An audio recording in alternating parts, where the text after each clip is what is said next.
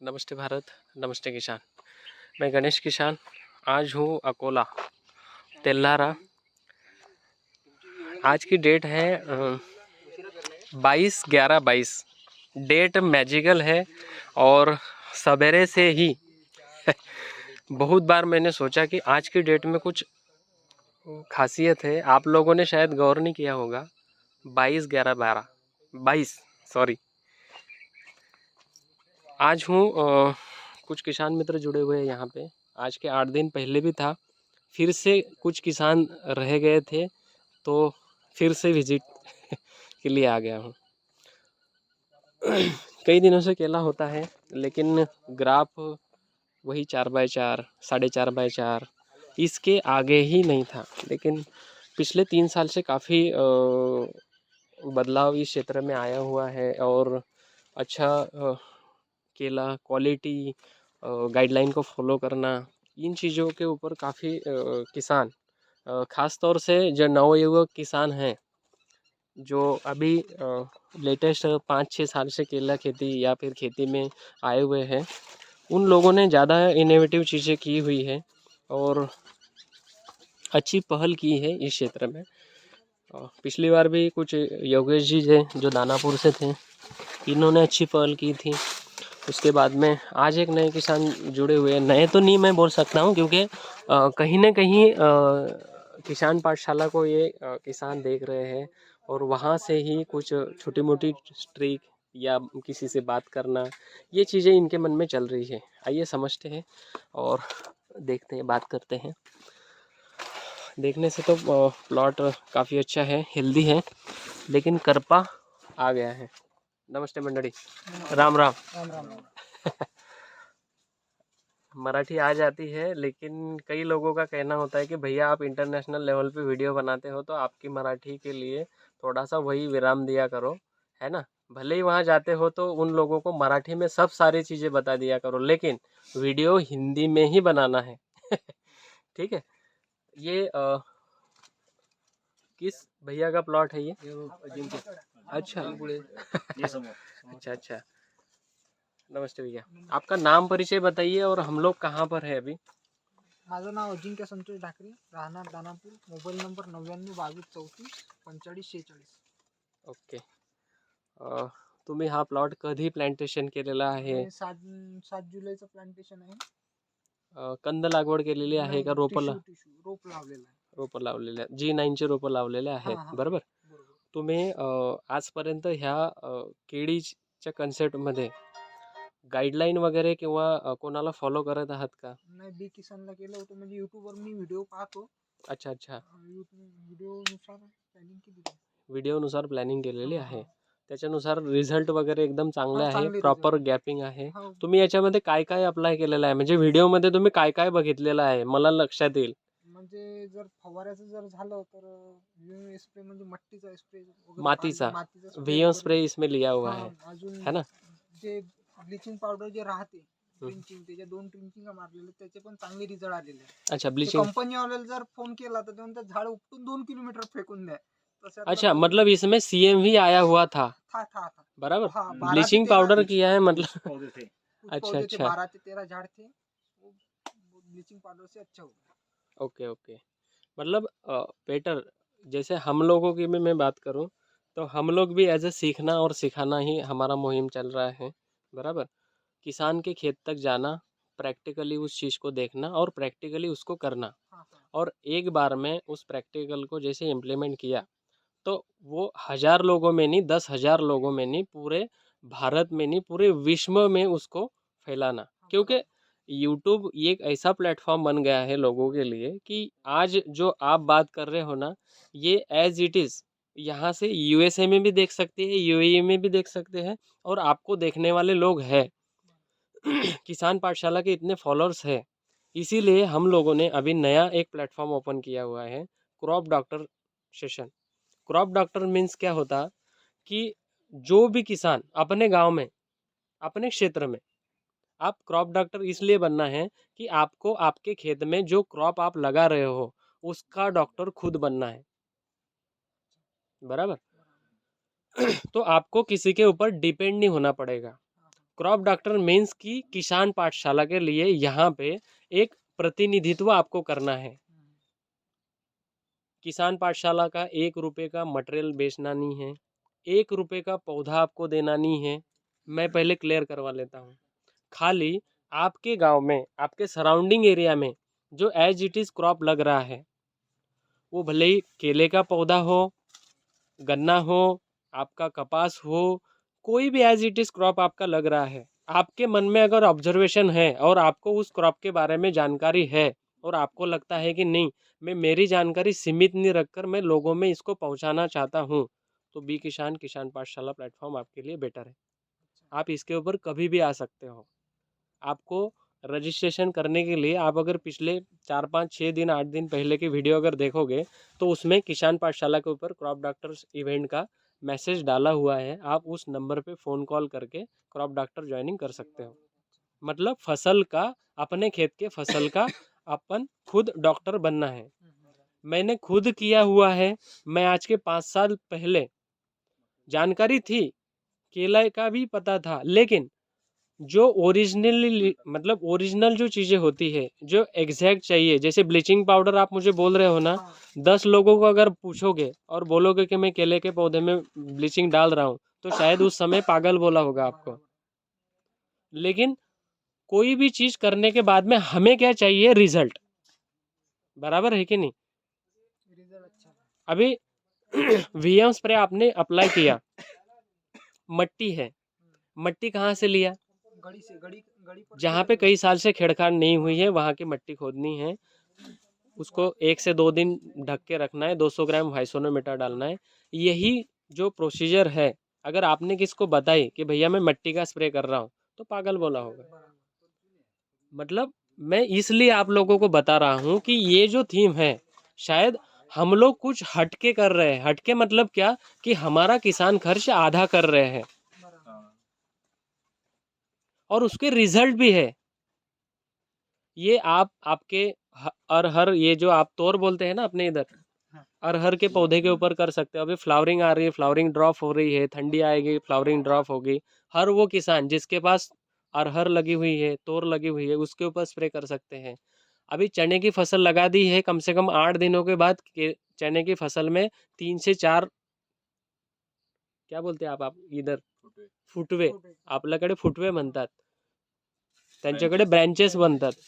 Branches ज्याला आलेले आहेत, 8 से 10 दिन के बाद में आप इसके ऊपर वीएम स्प्रे ले सकते हो, मट्टी का स्प्रे, ताकि और अच्छे से कल्ले आएंगे और अच्छे से भरेगा।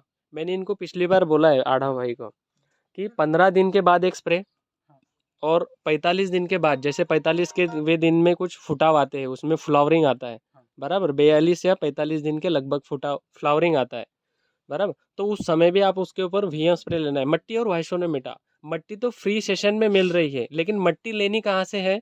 जहाँ पे कई साल से छेड़छाड़ नहीं हुई है, क्योंकि वहाँ पे बैक्टीरिया कॉलोनी जीवंत है। आपके इस लाइव सेशन में जो आप कल्टीवेटर घुमा रहे हो, यूरिया, डीएपी, पोटास, हर तरह के हर्बिसाइड, हर तरह के पेस्टिसाइड जिस जमीन में आप डाल रहे हो, तो ऊपर से जब भी बारिश आ रही है वो लीच होके जा कहाँ रहा है? जमीन में जा रहा है। और वहाँ पे वैसी जगह पे अगर गड्ढा खोदोगे तो उसके परिणाम और नतीजे वैसे ही निकल के आएंगे, उसको आपको रिजल्ट नहीं मिलेगा। मट्टी बाहर की लेनी है और गड्ढे को ढक के रखना है। गड्ढा एकदम बड़ा भी नहीं बना है, हम लोग एक व्यक्ति उसमें उतर जाए और चारों तरफ से उस मट्टी को छील ले, बस उतना ही गड्ढा बनाना है और उसका स्प्रे कर देना है, उतना ही करना है। अभी ये इसमें आप वीएम स्प्रे भी कर सकते हो। ये आपके तरफ जो करपा सिगाटो का, ये इतना माइनर, ये इतना बड़ा नहीं हुआ है आपके यहाँ पे क्षेत्र में, आप इसके ऊपर भी वीएम स्प्रे कर सकते हो, इससे भी आपको रिजल्ट मिलेगा। 2 स्प्रे काढले, अभी भी कर सकते हो, अभी नहीं किया हुआ होगा ना कब नहीं से? अभी नहीं, कम से कम मेरे 1 हिसाब महीना से। हो गया। हाँ। एम्प्लिको उधर से मारा था मैंने, हम्म, म्हणजे एम्प्लिको मध्ये अडी होती हम्म, आणि वीएस स्प्रे मध्ये अडी नव्हती. 1-1.5 महिन्याच्या नंतर मी पाहिलं होतं अडी नव्हती. हाँ। इसमें देखो, ये आयुर्वेदिक चीज़ें हैं, आयुर्वेदिक में होता क्या है, रिजल्ट थोड़ा सा लेट आता है. लेट आएगा, लेकिन कंप्लीट होता है, हाँ, हाँ. बराबर, वो ख़त्म ही हो जाएगा। तो मट्टी का स्प्रे इसके ऊपर कर सकते हो। पौधे के stump maturity gapping proper way में है, बराबर, एकदम बढ़िया है। अभी ठंडी में करना क्या है? ठंडी अभी आ रही है, तो ठंडी के लिए क्या प्रोटेक्शन हमें करना है? तो ठंडी के लिए सबसे पहले अभी लाट आ रही है, 2 दिन से ठंडी भयंकर है, बराबर। मतलब हमें लग रहा है कि ठंडी अभी आ गई है। तो इस कंडीशन में करना क्या है, 1000 पौधों के लिए 100 लीटर पानी लेना है, 2 किलो कली का चूना, जो पानी में डालने के बाद में भड़बड़ भड़बड़ भड़बड़ करेगा। वो 15-20 मिनट में नीचे बैठ जाएगा, तो ऊपर का जो पानी है उसको ड्रिप से छोड़ देना है। लेकिन ये छोड़ना है उस दिन जिस दिन लाइट है। पहले 15-20-25 मिनट पानी चलने देना है, उसके बाद में फिर ये चूने वाला पानी छोड़कर 10 से 15 मिनट उसके पीछे चलने देना है, पानी बंद कर देना है। ऊपर के लेयर में ये चूने का पानी पूरा फैल जाना चाहिए, ताकि जो जड़ें पानी के स्ट्रक्चर के पास में है वो उसको उसका चटका लगे चूने का। उसके एक दिन बाद दूसरे दिन भी पानी देना है, 15-20 मिनट या 1-1.5 घंटा, अपना जो रूटीन है ना वैसा पानी देना है। केले में चाहिए डेली पानी, ठंडी में तो सबसे ज़्यादा पानी, 2 घंटे, एक बार 2 है तास ना। चालू देतो. तीसरे दिन 1000 पौधों के लिए 100 लीटर पानी, 1 litre H2SO4 sulphuric acid drip से चलाना है। और पहले 1 घंटा पानी चलाना है, उसके बाद में आप लिक्विड जो बनाए हुए हो उसको ड्रिप से छोड़ना है। उसके बाद में 4 से 5 घंटा पूरा पानी चलाना है, ताकि ये पूरा बेड गीला हो जाए और ये ज़मीन पूरी जो ये टाइट हुई है ये ढीली हो जाएगी। चूने के बाद में सल्फ्यूरिक एसिड देने का काम इसलिए करना है कि जो चूना दिया हुआ है उसको रिलीज करने का काम सल्फ्यूरिक एसिड करेगा। मतलब पहले चूना दिया मतलब कैल्शियम दिया, बाद में H2SO4 दिया मतलब सल्फ्यूरिक दिया। तो सल्फ्यूरिक कभी भी पानी के साथ में ज़मीन में जब भी जाएगा तो सल्फेट बनाएगा। तो पहले कैल्शियम पड़ा है, बाद में सल्फेट गया, तो क्या हुआ, कैल्शियम सल्फेट हुआ। तो पौधा पट से इस चीज़ को अपटेक करेगा, और जो रुका है थका है वो पट से अपनी जड़ों का विकास करेगा और अपना काम शुरू कर देगा। और कुछ पुशअप के लिए शेड्यूल भी डाला है मैंने कल के दिन। शेड्यूल लेना है इस अवस्था में।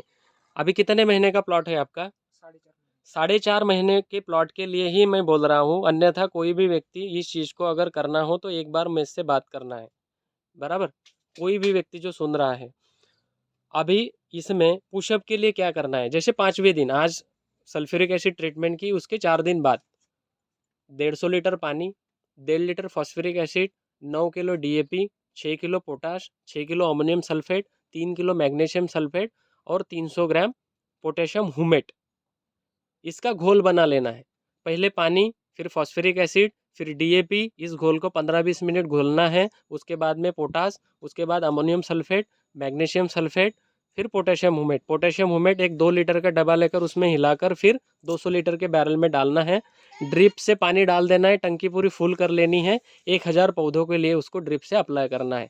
हर 7-7 दिन में आप ये अप्लाई कर सकते हो। आणि 1-2 वेळ केलं होतं मी. 15 किलो DAP घेतलं, 10 किलो युरिया घेतलं, एक व्हिडिओ पाहिला होता मी सरचा, आणि 2 किलो मॅग्नेशियम घेतलं होतं त्याच्यामध्ये. हे ड्रिंचिंग केलं होतं याचं, म्हणजे 15-20 दिवसाच्या अभी गॅपमध्ये. क्या होता है, मैं परिस्थिति के हिसाब से अभी बता रहा हूँ। आज मैं आपके प्लॉट में लाइव खड़ा हूँ, आज मैंने परिस्थिति सिचुएशन देखी है। मैं आज जो आपको बता रहा हूँ ये चीज़ आप अप्लाई करोगे तो आज के 15 दिन बाद मुझे आप रिजल्ट बताओगे कि नहीं मुझे ये रिजल्ट मिला, या मेरा पौधा रुका नहीं, मेरा पौधा एज इट इज़ जो कंडीशन में है वही कंडीशन में चल रहा है। और इसमें मेरी कंपनी का एक भी प्रोडक्ट मैंने आपको नहीं बोला है, ये मार्केट में ईजी अवेलेबल आपको हो जाएगा, बराबर। दूसरा, हर व्यक्ति जो सुन रहा है उसने चने में हर फसल में VM स्प्रे एक बार तो भी करना चाहिए। आपका क्या कहना है? नाही नाही, बरोबर आहे ना. व्हीएम एक्सप्रेसचा फायदा आहे, जसं की सिजंटा त्याला नाव खूप कंपन्या आहेत, असं काही नाही आहे, पण त्याचा फरक पडलाय मला.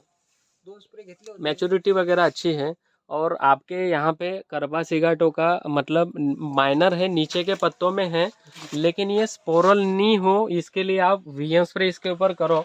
अगर आपको लगता है कि VM स्प्रे नहीं करूँगा तो ड्रिप से भी आप एप्लीकेशन कर सकते हो।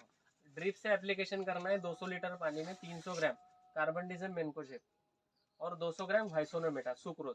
सुक्रोज इसलिए डालना है, पहले 200 लीटर पानी लेना है, उसमें 200 ग्राम वाइसोनोमेटा डालकर उस पानी को घोल बना लेना है।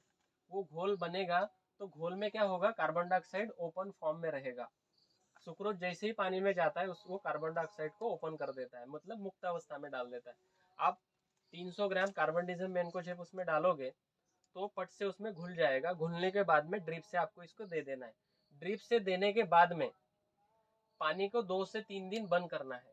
लेकिन आज की परिस्थिति ऐसी है कि आज ठंड बहुत ज़्यादा है, तो आज की डेट में ये चीज़ें नहीं करनी है, क्योंकि जितनी ज़्यादा ठंडी रहेगी उतना ज़्यादा पानी देना है। ये कंडीशन कब, जब 2, 4, 5 दिन के बाद ठंडी उतरेगी उस दिन आपको ये अप्लाई करना है। हाँ, इसी कंडीशन को एज इट इज आप स्प्रे में अप्लाई कर सकते हो। जो मैंने आपको 200 लीटर के टंकी में बोला, इसको 200 लीटर पानी, 200 ग्राम वाइसोनोमेटा, 300 ग्राम कार्बन मैनकोजेब और उसमें 30 से 40 ml स्टिकर डालना है और 180 ml का अल्कोहल का बोतल डाल देना है। इसका घोल बना लो, पीठ के ऊपर पंप, पूरे नीचे वाले जो पत्ते हैं, ये जो डंडा है, इसके ऊपर पूरा फॉलियोर स्प्रे पत्तों के ऊपर हो जाना चाहिए। कॉन्टैक्ट और सिस्टमेटिक फंगिसाइड का जब स्प्रे जाएगा तो ये फंगस को यहाँ पे रोक लेगा। अल्कोहल जब जाएगा तो मैंने काफ़ी सारे इस साल जो देखे हुए रिजल्ट है, तो ये जो स्पोरल होने वाली जो फंगस है उसको जगह पर ही जला दे रही है। बेटर रिजल्ट आएंगे अगर पहली ही शुरुआत में आप प्रोपेकोनाज़ोल, हेक्साकोनाज़ोल ये चीज़ों को अगर अप्लाई करोगे तो ठंडी का तो पहला ही जोत है। मेरे हिसाब से ठंडी तो अभी शुरुआत ही हो रही है, अभी तो ऐसी 5 बार 6 बार कई बार लाटे आने वाली है। तो फर्स्ट टाइमिंग में ही हेवी डोज अगर दे दिया तो सेकंड टाइमिंग में दोगे क्या? समझ रहे हो मेरी बात को? तो फर्स्ट में तो जैसे देखो, कोई भी एक्टिविटी जो है ये बनी है क्या, एक सूक्ष्म जंतु है जो आंखों से नहीं दिख रही है या कुछ भी है। अगर हमने उसकी कैपेबिलिटी इतनी स्ट्रांग बना ली फर्स्ट स्प्रे में ही कि 1000 यहाँ पे स्पोरल करने वाली फंगस है, हमने प्रोपेकोनाज़ोल फर्स्ट टाइम मार दिया, अगर उसमें से 10% भी बच गई और उसको 15 दिन बाद अगर वही ह्यूमिडिटी और वही एटमॉस्फेयर अगर मिल गया और वो स्पोरल हो गई और फैल गई, तो क्या आपको लगता है कि बाद में और प्रोपेकोनाज़ोल से वो मर जाएगी? क्योंकि वो अपने आप में उसको जी ली, पी ली। आपने देखा होगा कई बार कि अल्ली जो होती है उसके ऊपर आग सबसे लास्ट वाला स्प्रे भी करोगे, कौन सा करते हो आप स्प्रे में?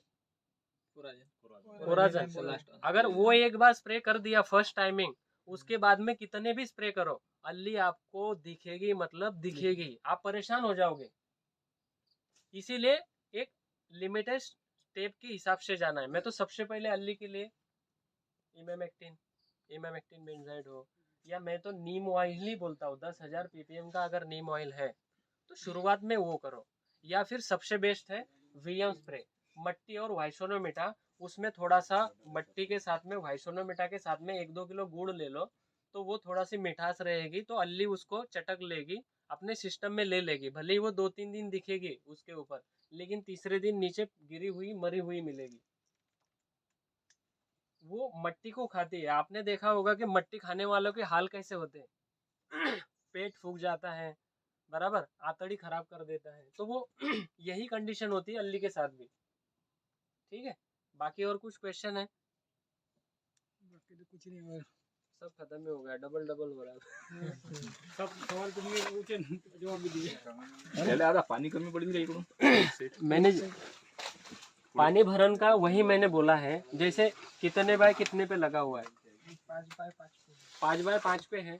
जैसे ड्रिप में मैं अगर आपको बोलूं कि बी किसान का थीम हमने देखा हुआ है, लाइन से लाइन 5 फीट और पौधे से पौधे की दूरी 6 फीट करना है या 7 फीट करना है, वो किसान के हिसाब से है, लेकिन ग्राफ बड़ा ही रखना है। ड्रिप अंदर करनी है, ये बेड में खेड़खाड़ी नहीं है, इसके ऊपर पूरा कचरा मल्चिंग है। मतलब क्या है, ड्रिप कचरे के ऊपर है तो जितना पानी आ रहा है वो कचरे के नीचे पूरा मॉइस्चर है। आपने देखा होगा कि जहाँ पे भी कचरा पड़ा हुआ होगा उसको अगर उठाकर देखोगे तो उसमें मॉइस्चर दिखेगा, मतलब दिखेगा। दूसरी बात, उसके नीचे क्रैकिंग नहीं दिखेगा।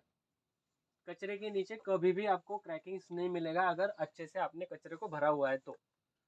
अगर यहाँ पे कचरा मल्चिंग है और ऊपर में उसके ड्रिप है तो यहाँ पे पूरा ये मॉइस्चर रहेगा, और साइड में नाली है वहाँ पे पूरा क्रैकिंग रहेगा। तो वो हमारे चलने के लिए। हाँ, हम अगर लाइन से लाइन 6 फीट और पौधे से पौधे की दूरी अगर 5 फीट कर रहे हैं और हर इसमें नाली है तो फिर 2 डबल ड्रिप डालनी ही पड़ेगी।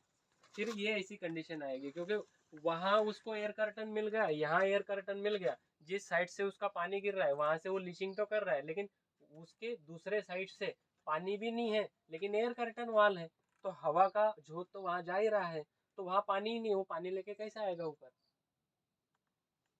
आप इस कंडीशन में, इस अवस्था में अगर देखोगे तो पौधे उस अवस्था में उस दिशा में गिरते हैं। तो कभी भी अगर कचरा मल्चिंग हम लोग नहीं कर रहे हैं, आप अगर बारीकियों से देखोगे वीडियो को, तो 100% जिसने फॉलो किया है, आप आइए गजानन भाई, फायदा हुआ है या नहीं हुआ है, बराबर। अगर बी किसान को अपने प्लॉट में भले ही 5x6 पे लगाया वो झिकझैक, अगर कचरा मल्चिंग 100% किया है तो फायदा है या नहीं है। मैंने पिछले साल 100 पूरा कचरा मल्चिंग किया था। मेरे वास्ते मुझे मल्चिंग नहीं थी, घास ऊपर बढ़ा के काट के वहाँ रख दिया था मैंने घास उसकी कचरा मल्चिंग उसकी बनाई थी मैंने, क्योंकि अपने पास अवेलेबल नहीं था वो कचरा मल्चिंग। कई सारे हैं यहाँ पे, ये योगेश भाई भी है पीछे डूब रहा है वो भाई, है ना। मतलब 100% कचरा मल्चिंग अगर आप कर रहे हो तो इसमें होता क्या है, 70% जगह हमारी जो है वो कचरे से भरी पड़ी है। मतलब क्या है, वहाँ पे बायोमास कार्बन ये जो बायोडाइवर्सिटी जो हम लोग बना कर रख रहे हैं, तो वहाँ पे जीव जीवस्य जीवनम ये जीवित है। मतलब हम 43,560 स्क्वायर फीट, 1 एकड़ की अगर बात करें तो उसमें से 30,000 स्क्वायर फीट जगह हमारी कचरे के नीचे ढकी हुई है। मतलब उतना कार्बन रेशो हमारा 30,000 स्क्वायर फीट का बढ़ रहा है। मतलब गोबर खाद उतनी डालने की आगे के लिए आवश्यकता नहीं है, ये समझना है। लेकिन कई सारे किसान बोलते हैं मैं कचरा लाऊं कहाँ से, ये करो कैसे, तो ये करना पड़ेगा। नहीं तो फिर मैं, जब भी आप शेड्यूल पूछोगे तो मैं 10 टन की जगह पे अगर कार्बन परसेंटेज रेशो कम है तो मैं 15 टन बोल दूंगा, लो कहीं से भी गोबर जमा करो। ये चीजें, क्योंकि कार्बन परसेंटेज अगर आपके जमीन में नहीं है तो जो यील्ड की आप अपेक्षा करते हो शायद वो यील्ड नहीं मिल पाएगी। और वो कौन सी भी फसल आपने लगाई हुई हो, हर फसल में फसल के अच्छे आने का जो प्रोग्राम होता है उसमें सबसे मेन दुआ होता है आपका कार्बन परसेंटेज रेशो का। पूछिए अभी जो है ना ये बेड मेरे हिसाब से चौड़ा कम हो गया, पानी तो नीचे जाएंगे। हाँ, चौड़ा भी कम हो गया है, बारिश भी इस साल बहुत ज़्यादा समय तक चली है, अभी क्रैकिंग भी आएगी, क्योंकि क्या है आपके तरफ है ये सॉइल ब्लैक, इस साल बारिश ज़्यादा समय तक चली। बारिश ज़्यादा समय तक चली मतलब क्या, जमीन मॉइस्चर से भरी हुई थी। अभी अचानक से हुआ क्या, बारिश जाने के बाद में फिर ये जमीन क्या करती है, तड़ा देती है। तड़ा देगी तो आपके पास यहाँ मॉइस्चर के लिए कितना भी पानी दो, पानी नीचे ही लीच हो जाएगा, ये आपका नुकसान करेगा। इसमें जितने भी आप मेटल्स दोगे, मतलब जितने भी आप फर्टिगेशन दोगे, ये जमीन में अगर ज़्यादा समय तक पानी देते हो तो उसका रिजल्ट भी नहीं मिलेगा, क्योंकि जमीन में लीच हो जाएंगे। अगर इसी की जगह पे कचरा मल्चिंग अगर है, इसी बेड के ऊपर आज भी कचरा मल्चिंग अगर आप कर रहे हो, तो उस ड्रिप का पानी यहाँ पे भी मॉइस्चर देगा, क्योंकि मट्टी का कण पानी को लेके आता है, बेड के ऊपर फैला देगा, लेकिन कचरा मल्चिंग है ही नहीं यहाँ पे, तो वो दिक्कतें होती है। आपने इससे छोटा वाला प्लॉट देखा वहां पे, और आपके तरफ तो वो पिचकारी वाला सिस्टम है, यहाँ से पिच पिच पिच पिच चलता है, तो उससे भी कई सारी चीजें हैं कि जमीन को ये आदत बन जाती है। मट्टी आपके तरफ कई सारी मट्टी अगर देखोगे तो हाथ में ऐसे चुरमुरी लगेगी, मतलब बाउंडिंग बने हुए है आपके। अभी सल्फ्यूरिक एसिड आप ट्रीटमेंट करोगे ना, उस दिन मट्टी को हाथ में ऐसा लेकर देखना और आज के दिन देख लेना, तो आपको दोनों में स्मूथली लगेगा। जैसे कोई कोई पाउडर होती है ना, रफली होती है, और कोई ऐसी एकदम मुलायम होती है, हम लोग बोलते हैं इसकी क्वालिटी अच्छी है। ऐसे हमारे मट्टी की परत को आप चेक करो तो आपको खुद समझ में आएगा। तो वो सॉइल बॉन्डिंग के डिसीज को वो तोड़ेगा। मतलब सॉइल बॉन्डिंग जितना हुआ है, जितने पार्टिकल हेवी बने हुए हैं, शायद वो हमें महसूस भी नहीं होते हैं, लेकिन वो सूक्ष्म अवस्था में चाहिए पौधे के लिए, वो हार्ड बन गए हैं तो पौधा भोजन अपटेक नहीं कर पाता है।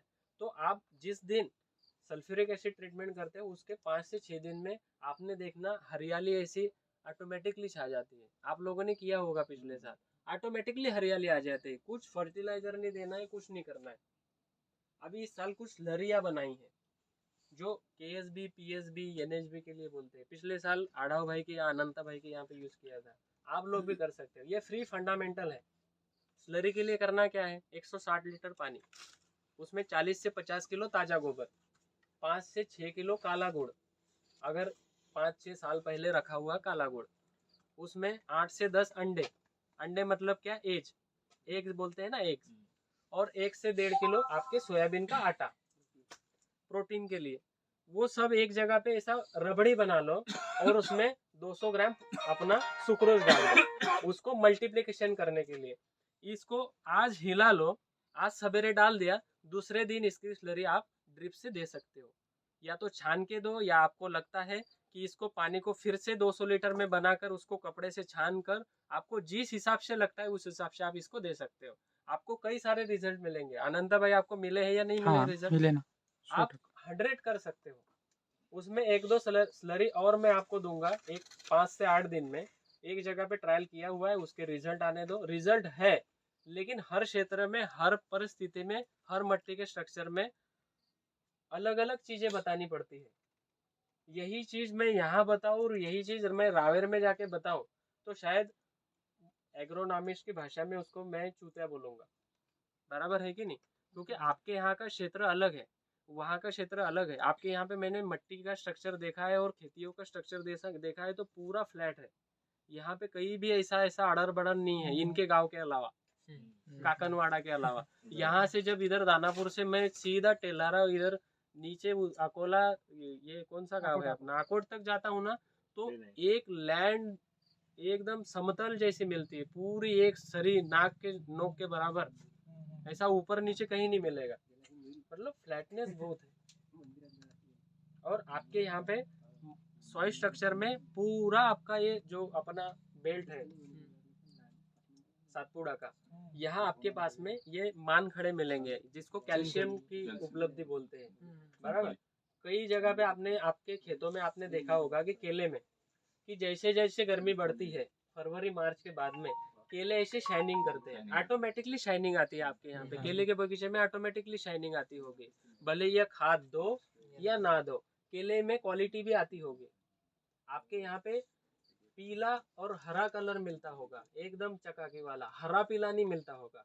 केला ऐसा लख करता होगा आपके यहाँ पे, इतना सा भी हो लेकिन सामने वाले के आंखों को वो भाता होगा। मतलब वो चीजें जो किसान, जो व्यापारियों को चाहिए, वो यहाँ पे मिलती है।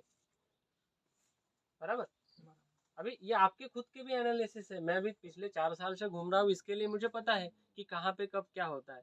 अभी कई जगह पे इनके गाँव के यहाँ पे टेकड़ियों के इतने ही पौधे हैं आपके, जुलाई में लगाए हुए, अगस्त में। मैंने बोल दिया कि अभी कितना भी करोगे, अगर आपके पास नीचे कचरा मल्चिंग नहीं है, आपने उसको एयर कर्टन वाल नहीं बना के रखी है, तो ये ऐसा का ऐसा ही रहेगा।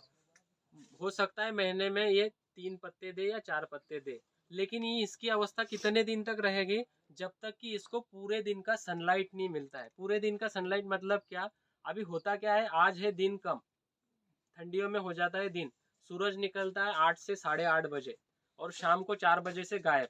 उतने में भी ठंडी के कारण उतना चटक वाला सूरज नहीं निकलता है। बराबर। और पौधे को 27 डिग्री से 32 डिग्री का जब टेम्परेचर रहेगा, तभी पौधा अपना भोजन व्यवस्थित तरीके से पकाता है। क्या? व्यवस्थित तरीके से पकाता है। उठाता तो है लेकिन पका नहीं पाता है। हाँ, दूसरी बात, ज्यादा ठंडी आएगी, रात में कुड़कुड़ कुड़कुड़ होगा तो नीचे से उठाएगा भी नहीं, इसीलिए चूने का चटका देना पड़ेगा। चूने का चटका देना पड़ेगा। मतलब ये चीजें हैं, ये आज लिख के रखो आप, हर बार ये आपके फील्डों में ये प्रायोगिक तत्व में कर सकते हो, इसमें कोई भी लॉजिक नहीं है। हर किसी ने ये अप्लाई करना है और बेझिझक करना है, लेकिन हर जगह पे सिस्टम अलग अलग होगा। यहाँ से यूपी में जाओगे तो उनके पास ड्रिप नहीं है बेचारों के पास में, तो उन्होंने पूछना चाहिए कि भैया इस चीज को मैं मेरे खेत में अप्लाई करूँ कैसे। गुजरात की मैं बात करूँ तो गुजरात में, आधे गुजरात में भी ड्रिप नहीं है, तो फ्लड इरिगेशन वालों को इसकी करने की विधि अलग है, उन्होंने फोन पे बात कर उन्होंने पूछना है। ये महाराष्ट्र के लिए या जिसके पास ड्रिप शेड्यूल है उनके लिए, या जिनके पास सही में वो जो चीजें मैंने जो बोली हुई है वो एज इट इज अवेलेबल है, उन लोगों ने कर लेना है। लेकिन उनके हाथ में ये है कि हर किसी के पास पानी है, जिस दिन ज्यादा ठंडी रहेगी उस दिन उनको पानी भर के रखना है। ठीक है, ओके, केले में